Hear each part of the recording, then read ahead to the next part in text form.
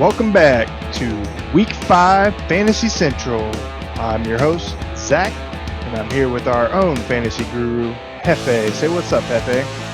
What's up, fellas? So we are back today, going to show you some waiver wire picks, some starters, players you must avoid, all that good stuff. We do this every week. Check us out every Tuesday night. And then we also have our Horsemen regular podcast throwing out shows on Tuesdays and Thursdays. So, all right. So week 4 brought us some crazy surprises. A lot of injuries still coming out. Especially, I'm dying over here. I had Saquon Barkley got sent to the IR a couple of weeks ago. Also had Nick Chubb on the same team going to the IR. So I'm in need of a running back. I know many people out there are in need of a running back. So let's start there. Who are you looking at to pick up on the wire this week?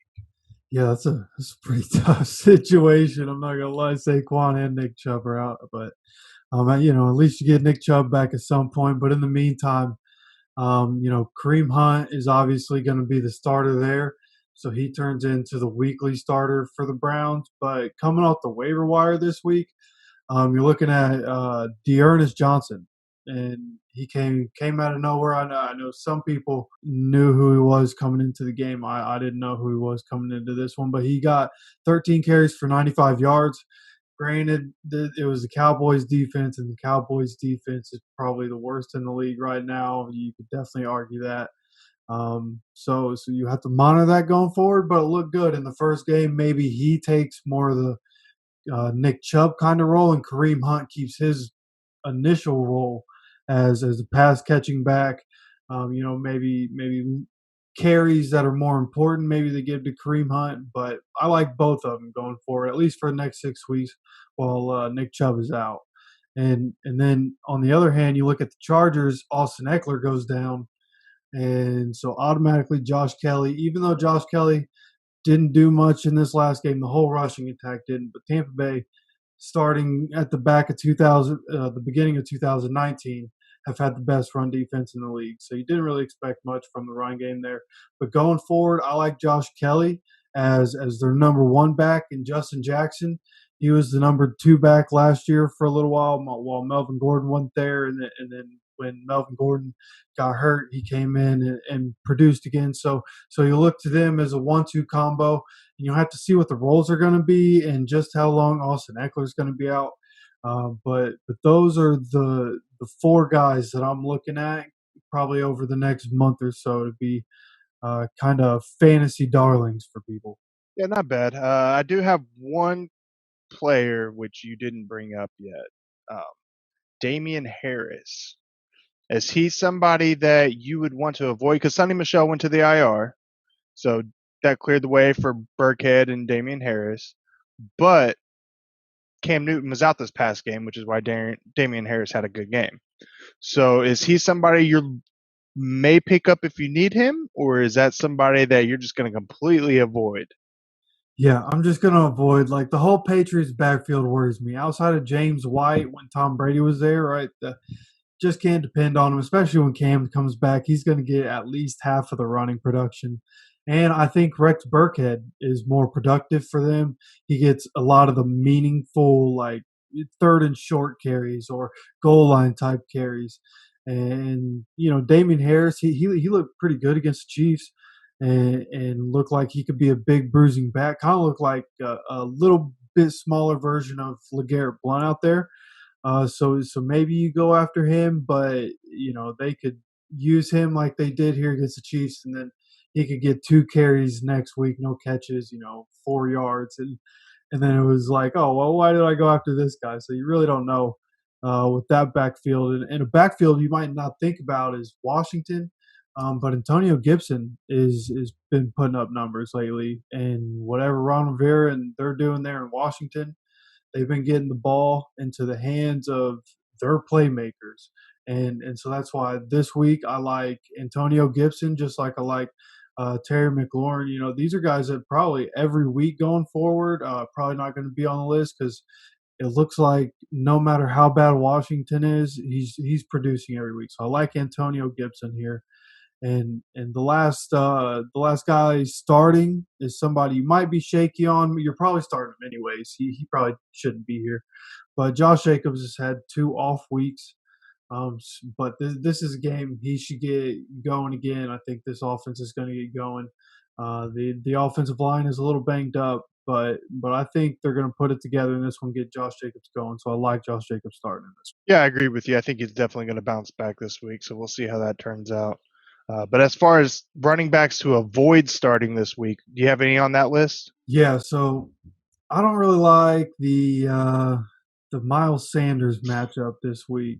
The Eagles go play Pittsburgh, and Pittsburgh is a tough defense. They're one of the stingiest defenses, and so I understand the Eagles just beat the 49ers, but the 49ers are just as beat up as the Eagles, if not more. So the Eagles, I expect to drown in this one. I don't expect a whole lot of production out of Miles Sanders.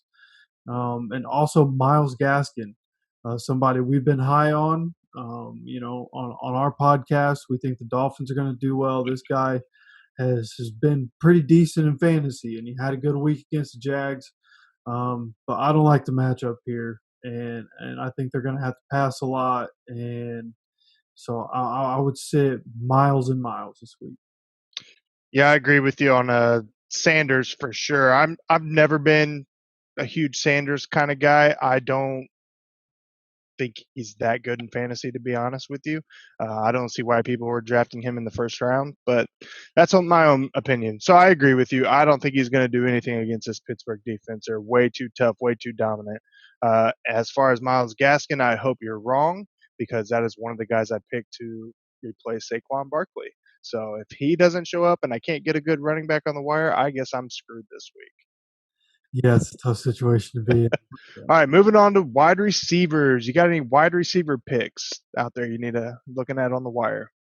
Yeah, so Brandon Ayuk, I know Deebo Samuel just came back and George Kittle had 15 catches, but they look like they want to give Brandon Ayuk opportunities in the offense. And whether that's, end arounds, running the ball, and getting in space, which Kyle Shanahan is very good at, and drawing those plays up.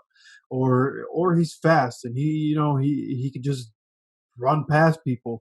He can get separation. So he looked good last night. I like him, even with, again, like I said, Deebo Samuel there, even with George Kittle there. I know it's a running offense, but Brandon Ayuk looked like he could be somebody that could be a game changing type of receiver for them. But also T. Higgins. I think I had T. Higgins here before. But I just want to reiterate, he looks like the number two right now. Obviously, Tyler Boyd is taking over that number one spot. AJ Green had 1 catch for 3 yards this past week, and T. Higgins looks like a guy that is going to be very valuable for them. And Joe Burrow and him are linking up right now. So going forward, he's somebody that should be rostered in every league. Yeah, not a bad assessment there for sure. Are there any receivers that you must start this week? Yep. Like I mentioned with the Antonio Gibson thing, they're getting, no matter how bad Washington is, they're getting the ball into the hands of their playmakers. And Terry McLaurin seems to be matchup proof, and it doesn't matter if he has the worst starting quarterback in the league or not. He seems like he's getting 10 catches and 100 yards a week. And with that kind of production, whether he's getting a touchdown or not, that's a viable number one, definitely number two receiver for where he was getting drafted. So he's probably a must start every week. Probably not going to be on the list anymore, but even just saying he's a must start every week because he's matchup proof at this point. And that was really what we were waiting to see in year two. Can he be that kind of guy? And it seems like he is. And a guy that's had a slow start, Robbie Anderson, is kind of taking that number one role in Carolina, right? But I like DJ Moore this week. I think he's going to be able to get it going. I like the matchup. I think they're going to be able to exploit the defense here. So I like both DJ Moore and Robbie Anderson. Robbie Anderson, probably a weekly starter for you too. And Justin Jefferson, another rookie here that's making an impact. And 2 weeks ago, he had a huge game against the Titans. And what was that? 7 catches, 175, and a touchdown. And this past week, he got 4 catches for another 103 yards. So he's making an impact. He's getting big chunk plays. And you have to love that this Vikings offense is able to get it going again using him the way they were using Stephon Diggs. That's what we're hoping to see. That's what they're doing. And if he's going to keep getting that kind of production, he should be not only rostered in every league, but probably started at least as a flex, whoever has him every week. And last but not least, I know I mentioned Brandon Ayuk being somebody to pick up off waivers, but Deebo Samuel's back, and Deebo Samuel is the number one on that receiver or in that receiving corps. So I expect him to, they came into the game saying they were going to take it easy and ease him back into action. So you didn't expect a lot, but going forward, I expect him to get a lot of production. So Deebo Samuel, I like the matchup this week, and I think they get him going. Yeah, I agree with pretty much all of those, especially the Carolina boys. I like what they're doing over there in Carolina. They've looked impressive. Teddy Bridgewater's playing well, so we'll see how that turns out. Are there any receivers you have to avoid this week? Yeah, so I know that OBJ just had a huge game, and it's going to be hard to put him on the bench after putting up 40 plus, but he's going against the best defense in the league, and it's just, I mean, they're giving up so little yards and so little big plays that I just think starting OBJ this week would be a mistake. You can expect him to get a couple catches, but I don't expect anything explosive to happen downfield in this game, especially with Nick Chubb out. I know Kareem Hunt is a great runner, but the Colts defense just held David Montgomery to 28 yards. So I expect that they'll be able to stifle again here, that they'll do their thing. So stay cautious on OBJ this week. I would stay away from it if you can afford to. A lot of injuries, so you might have to play him anyways. But if you can afford to, stay away from it. And outside of that, I like a lot of the other matchups in the games if you have them play them. But AJ Green is, I think, 100% droppable at this point, even with Joe Burrow throwing 40 passes a game. Dude's only getting to catch a game. So he's probably completely droppable at this point. Go get somebody else that's more value to you.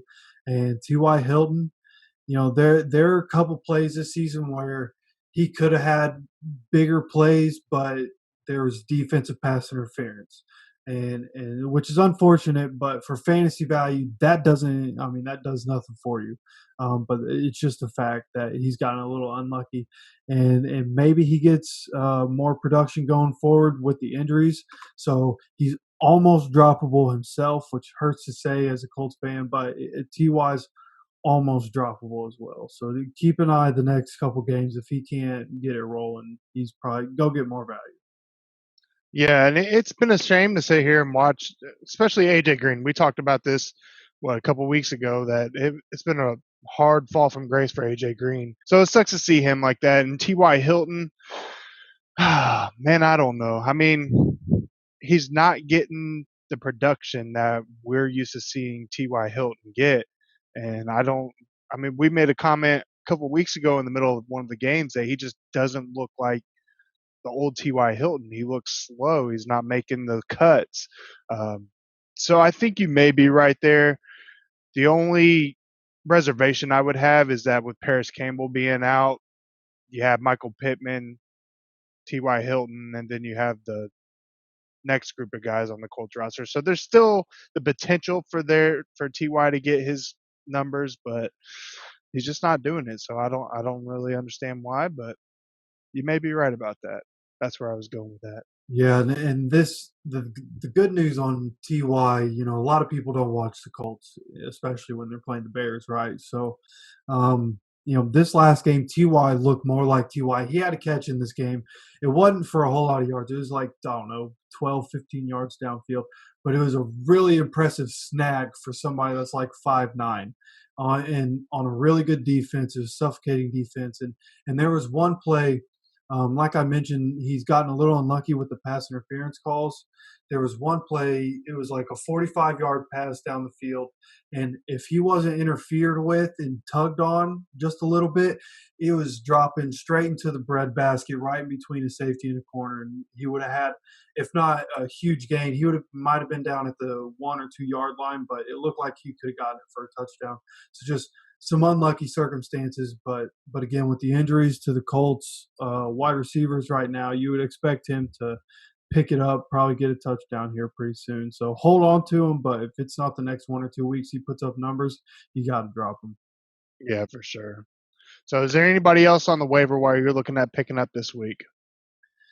Yeah. So tight ends, it's a slim pickings kind of position, and there's one guy that I'm kind of on the fence about because you think, the Packers had Devontae Adams out of this game, and they also had Alan Lazard out of this game. And going forward, they're probably going to have Devontae Adams next week, right? But you wonder, what are they going to keep doing with Robert Tanyan? He looked really impressive. He looks like a really good athlete. And Aaron Rodgers was literally, he would throw to him and they'd show him after the play just smiling like he enjoys getting the ball to this young guy, and I love that. So going forward, I think maybe this is a connection we continue to see. So Robert Tanyan and Dalton Schultz for the Cowboys. I mean, if Prescott's going to throw it 50 times a game, then pretty much everybody except Michael Gallup is getting the production in that offense right now. Dalton Schultz, again, for such a slim position, Dalton Schultz is, I think, averaging 10 points a game, maybe a little more. But he's somebody, again, the Cowboys tight end. If you don't know the name, he Cowboys tight end. So go pick up Dalton Schultz and Robert Tanyan if you need a tight end. Yeah, for sure. Tanyan. I mean, it doesn't matter who's out there. Rodgers is getting people the ball left and right. So it just depends on the week. Somebody's going to have huge numbers coming out of that team, whether it's the tight end receivers, Aaron Jones, or even the water boy. Who knows, man? But yeah, definitely if you have the spot, pick him up. Look for a good solid matchup for him. He'll get you some numbers with the way that the Packers offense are rolling right now. So Yeah, and I want to add one more Packer in here while we're talking about the Packers. He doesn't have every game value, but if people in the receiving room for the Packers keep getting hurt, then Jamal Williams is somebody that's real nice to have. He had a really good night last night. Somebody that in years past they've gone to a lot in the passing game, and so if their receivers are hurt some more, then he's somebody that has value going forward. yeah, for sure. So, all right, is there anybody else you want to absolutely avoid playing this week? Yeah. So the quarterback is if you got him, then you're starting him. Most people already know who their weekly starter is right now. But there are three guys that I don't like this week, and I know Tom Brady just went crazy, and but a lot of that was game script. They got down this game. He had to throw the ball 46 times. He's not going to have 350 plus yards and 5 touchdowns. Probably again this season. Also, there are four questionable tags on their receivers right now. So we don't know who they're going to have coming into this Sunday, who they're not going to have. Leonard Fournette, they don't know yet. He looks okay to go, but they're not completely sure on him yet.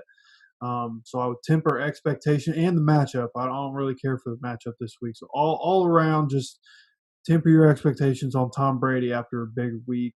Joe Burrow is another one that he's had some big weeks so far, but I think this is the game. They're going up against Baltimore, the black and blue division, and he's about to find out firsthand why they call it that. And these dudes aren't. I mean, this is one of the best defenses in the NFL. These dudes are ready to feast on a rookie quarterback. For a guy that doesn't make mistakes, expect the Ravens to capitalize on just the most minuscule of mistakes this guy makes. They're going to come in ready to eat on this kid, and so I don't think starting Joe Burrow is a good idea in this one. And Carson Wentz. He didn't look terrible against the 49ers, but again, like I mentioned earlier, the 49ers are as banged up or maybe more banged up than the Eagles. So not really impressing me there. The Eagles still just don't have the weapons in place. Rager's still on IR. We're not sure about Alshon Jeffrey. Just going forward, I'm not sure about it. Don't really care for the matchup here, so keep sitting Carson Wentz. Yeah, absolutely. I think you hit the nail on the head with that whole group right there. So, well, there you have it. Week 5 fantasy advice from the fantasy guru Jeffe. He's right 60% of the time, every time. I knew it started with an R. A little inside joke there.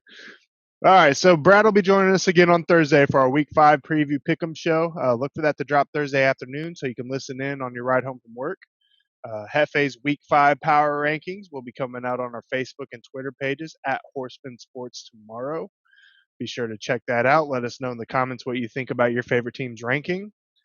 Help us reach 1,000 YouTube subscribers and have a chance of winning an authentic NFL jersey from the NFL shop on us. If you're watching this, hit that subscribe button, then that little bell icon so you never miss an episode or miss your chance at a jersey giveaway. If you're listening on your favorite podcast platform, head on over to YouTube. Help us out. We really appreciate the support. It's not too late to go head to head against us in a weekly pick'em battle. Hop on our Facebook, Twitter page where you can find the link to join our free Pigskin Pick'em League and win a prize. Maybe get on the air with us, talk some trash. Who knows? Represent your favorite team. Well, good luck to you if you're hitting the wire tomorrow. Hope you get some players that you need, that you want. And we will see you all again on Thursday for our Week 5 preview and pick'em show. See ya.